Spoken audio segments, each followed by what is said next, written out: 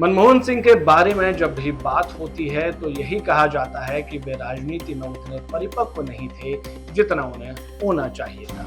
कुछ अंग्रेजी बांचने वाले लोग उन्हें मिसफिट इन पॉलिटिक्स कहते थे। कहा यह भी जाता है कि उन्हें बस चुटकी भर राजनीति आती थी, लेकिन वे एक अव्वल दर्जे के एडमिनिस्ट्रेटर थे। तो फिर उनकी राजनीति में एंट्री कैसे हुई? बात 1991 की है। नरसिम्हा राव राजनीति से संन्यास लेकर एक ट्रक किताबें और कुछ जरूरी सामान लेकर दिल्ली से विदा ले रहे थे। राव ने मन बना लिया था कि वे अब हैदराबाद में रहकर ही सामाजिक कार्यों को करेंगे, लेकिन नियति को कुछ और ही मंजूर था। राव के ज्योतिषी ने भी कहा था, कम सामान लेकर जाओ, अभी वापस आना है। अब थोड़ा आगे बढ़ते हैं। जून 1991 में पीवी नरसिम्हा राव को प्रधानमंत्री बनाने का फैसला लिया गया।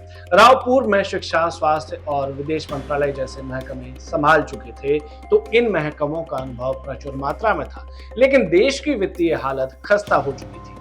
पीएम बनने से 2 दिन पहले कैबिनेट सचिव नरेश चंद्रा ने भी उन्हें 8 पन्नों का एक नोट देकर देश के आर्थिक हाल से रूबरू कराया, लेकिन राव को इसका कोई अनुभव नहीं था।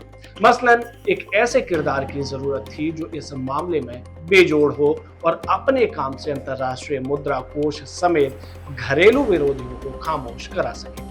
राव ने अपने सलाहकार पीसी अलेक्जेंडर से पूछा कि ऐसा कोई आदमी हो जो देश को इस आर्थिक दलदल से न सिर्फ बाहर निकाले बल्कि अंतर्राष्ट्रीय स्तर पर भी उसकी स्वीकार्यता हो।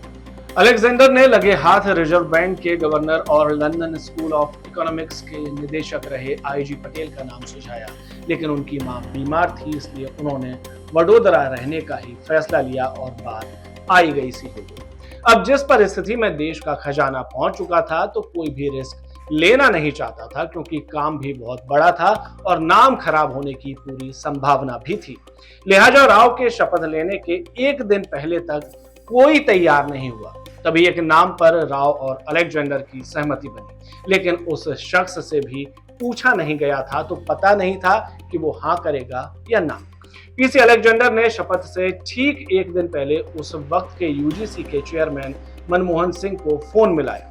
मनमोहन सिंह कुछ ही घंटे पहले विदेश से लौटे थे, तो गहरी नींद में थे। उन्हें उठाकर बताया गया कि पीसी अलेक्जेंडर उनसे तत्काल बात करना चाहते हैं और वे फोन पर हैं। अलेक्जेंडर से फोन पर बात हुई तो उन्हें प्रस्ताव के बारे में बताया गया। कच्ची नींद में उठे मनमोहन सिंह समझ नहीं पा रहे थे कि यह सच में हो रहा है। अगले दिन राव के दफ्तर से मनमोहन सिंह को दोबारा फोन मिलाया गया। फोन पर खुद राव ही थे। राव ने सीधा सीधा कहा कि मैं आपको अपना वित्त मंत्री बनाना चाहता हूँ। 3 घंटे बाद जब शपथ समारोह हुआ तो मनमोहन सिंह ने भी इसमें शपथ ली और देश के वित्त मंत्री बने।